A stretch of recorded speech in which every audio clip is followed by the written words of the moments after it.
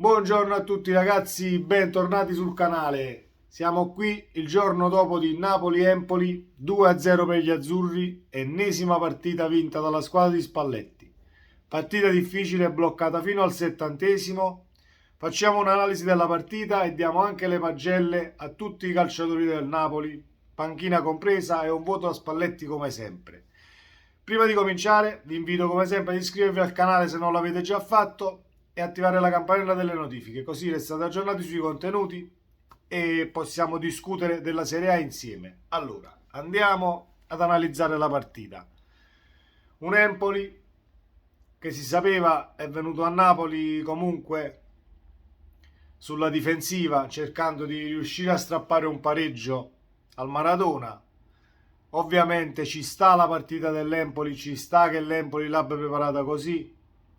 Non è che possiamo sempre lamentarci, però avete messo il pullman. Sicuramente sono partite brutte da vedere, però alla fine se devi portare a casa un risultato contro una squadra che se ti apri ti può fare 3-4 gol in 15 minuti, l'unico metodo è questo: mettere il pullman tutti dietro la linea della palla e cercare di arginare le linee di passaggio e non far giocare. L'Empoli ci è riuscito molto bene fino al 70°, anche se non è che l'Empoli abbia dominato o ha fatto più tiri in porta del Napoli. L'Empoli si è visto ben poco nella metà campo azzurra, un tiro nello specchio, Meret quasi senza voto.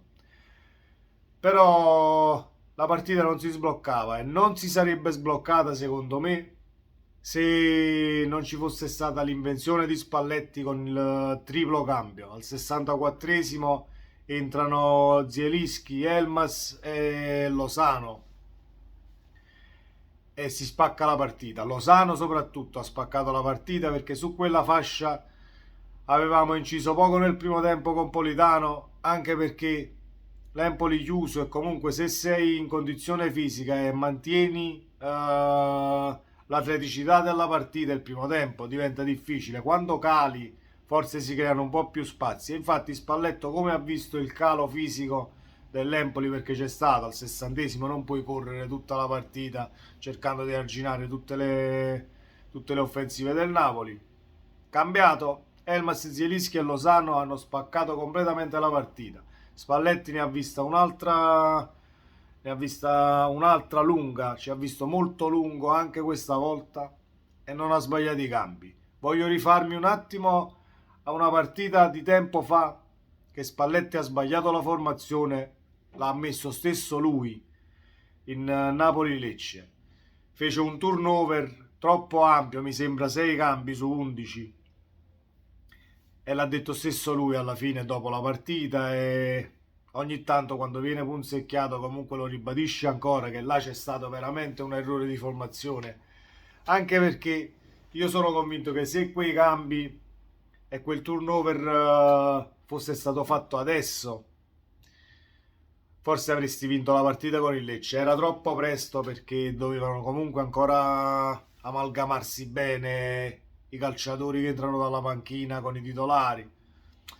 Quindi è stato troppo prematuro e Spalletti lo sapeva, e infatti lo si sta vedendo in tutte le sostituzioni che sta facendo, che ha fatto da allora in avanti. Ieri tutti ci aspettavamo Elmas al posto di Guara, che speriamo torni presto, è un in bocca al lupo, approfitto per fargli un in bocca al lupo, e invece si presenta con Raspadori, Osimhen e Politano. Non sappiamo cosa porti al mettere un giorno Raspadori, poi Elmas e poi fai giocare Simeone. Va benissimo così, perché li tiene tutti quanti sul pezzo. È un'ottima gestione della rosa. Però comunque Raspadori è un ruolo che non fa, cioè è un ruolo adattato comunque all'esterno di sinistra, e non lo voglio bocciare assolutamente, però c'è bisogno di tempo per adattarsi a un ruolo che non è il tuo, così come si adattò un Mertens falso 9 e le prime partite doveva trovare comunque la posizione e i tempi di gioco. Così sarà anche per Raspadori. Non credo che sia da buttare comunque Raspadori sull'alto di sinistra, però Elmas sta molto meglio adesso e lo si è visto ieri.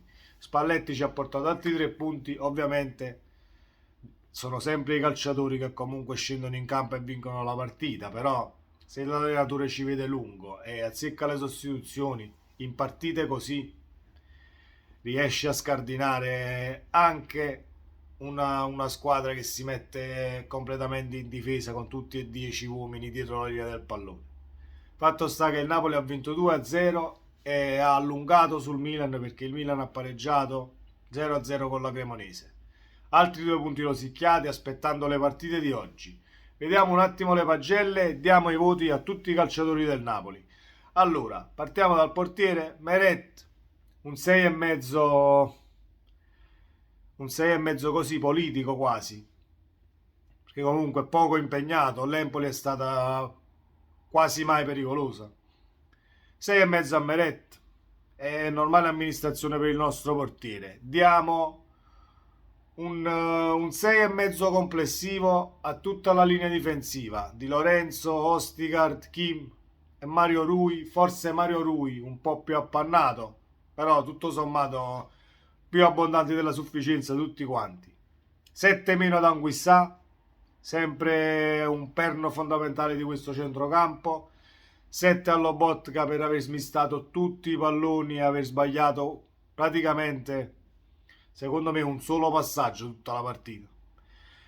Ndombele forse sta pagando un po' gli sforzi di essere stato impiegato di più e la condizione comunque ancora stenta, cioè alla fine non ce l'ha i 90 minuti in Ndombele, però è un grandissimo calciatore, mi piace tantissimo la tecnica negli spazi stretti, riesce a coprire il pallone e riesce sempre a cercare il passaggio migliore nella situazione in cui si trova.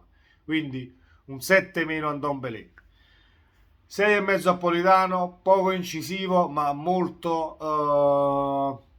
utile comunque in fase di raddoppio e di copertura. 6,5 perché abbiamo inciso molto poco. Diamo un 6,5 di incoraggiamento a Raspadori, fuori ruolo l'ho appena detto, e deve trovare comunque i tempi di gioco e i ritmi dell'esterno sinistro, perché non lo è e non è il suo ruolo, ma non dico che non possa essere impiegato, anzi, per i piedi alla fine del primo tempo proprio con Raspadori abbiamo rischiato anche di andare in vantaggio. 6,5 a Raspadori e poi i 3 entrati dalla panchina, perché i 2 che sono entrati al 90esimo, Simeone e Demme. Simeone e Demme sono senza voto, perché entri 5 minuti e non possiamo sbilanciarci. Però voglio dare un 7 a Zielinski per impatto sulla partita, un 7,5 a Lozano e un 7 a Elmas, perché sono entrati ed hanno dato quell'apporto che serviva per vincere la partita alla fine. Grazie a Spalletti che ci ha visto lungo, ovviamente, però loro hanno dato quello che dovevano. Voglio un attimo tornare sul voto di Osimhen, perché secondo me sono stato troppo basso. A Osimhen gli diamo un 8. Mi direte, sì, ma non ha segnato, sì, ma non... alla fine abbiamo tirato poco in porta. Cosa ha fatto Osimhen? Osimhen è quel calciatore che affronta le difese da solo, è quel calciatore che si fa largo in qualsiasi parte del campo, ti chiede il lancio in qualsiasi momento, corre per 90 minuti e poi ragazzi, l'anticipo dal quale scaturisce il fallo del rigore, per me vale più di un tiro all'incrocio. È una cosa esagerata. Osimhen dietro di 3 metri con 2 falcate gli va davanti e ovviamente il contatto c'è, calcio di rigore e si sblocca la partita, che fino a quel momento era rimasta sullo 0-0. Quindi decisivo per l'ennesima volta Victor, 8 in pagella. Diamo un 8 anche a Spalletti, perché queste partite l'anno scorso le perdevamo 1-0 o al limite ti portavi un punto a casa tirando come l'Empoli, come l'ultima partita con l'Empoli che abbiamo fatto. Abbiamo tirato 20 volte in porta e abbiamo perso 1-0 con il gol di Cutrone, mi sembra, o 1-1, o 1-0. L'anno scorso non le avresti vinte. quindi c'è anche questo tassello in più che fa ben sperare per questa corsa al campionato che è ancora lunga. Non voglio fare siamo in fuga, il Napoli è da scudetto, questa era una partita decisiva, abbiamo guadagnato altri 2 punti, siamo lo scudetto è in discesa per niente. Cioè alla fine perdi 2 partite, dietro ti vincono, sono dietro a 2 punti. Non puoi sbagliare niente e non è semplice nemmeno vincerle tutte quante. Io faccio sempre lo stesso discorso. 2017-18 il Napoli di Sarri, 28 vittorie, 7 pareggi e solo 3 partite perse. Hai perso lo scudetto per 3 punti. Hai fatto 91 punti e non l'hai vinto.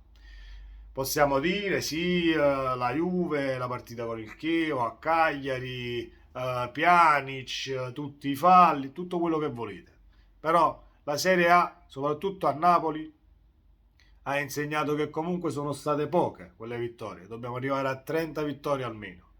Quindi la strada è ancora lunga e non mi voglio sbilanciare perché di scudetto se ne può parlare, ma se ne parlerà a marzo. Se a marzo abbiamo lo stesso distacco, al limite 5 punti e non 8, ti puoi giocare il rush finale, ma fino a quel punto io viaggio sempre a basso profilo perché il calcio, ragazzi, 8 punti possono essere tanti come con la ciclicità delle partite che ci sono adesso ci sarà l'ultima partita, poi c'è la pausa, ma comunque puoi tranquillamente beccare una settimana con l'infrasettimanale, tra mercoledì e domenica perdi 2 partite e ti si rifanno tutti dietro. Quindi è ancora presto. Comunque un grande Napoli e siamo super contenti di restare lì su e siamo super contenti di guardarvi così. Che sia scudetto o meno, è sempre bello guardarvi. 8 punti sono tanti. Sono tanti e possono essere pochi, però pensiamo che sono tanti, così riusciamo almeno a star tranquilli psicologicamente, anche se è difficile. È difficile portarla avanti fino a giugno, fino a maggio, fine maggio. Speriamo che il Napoli possa vincere anche la prossima con l'Udinese, ragazzi, e vi invito come sempre ad iscrivervi al canale, attivate la campanella e sempre Forza Napoli.